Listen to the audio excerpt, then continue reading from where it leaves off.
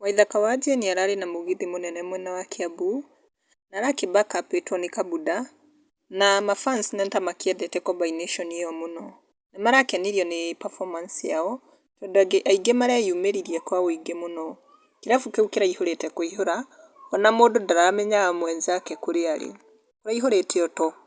No rĩu kwĩ mafans magĩũkĩte comment section ta Franco wa Wamuyu augĩte karaiko hiyo mũgithi ilikuwa fire.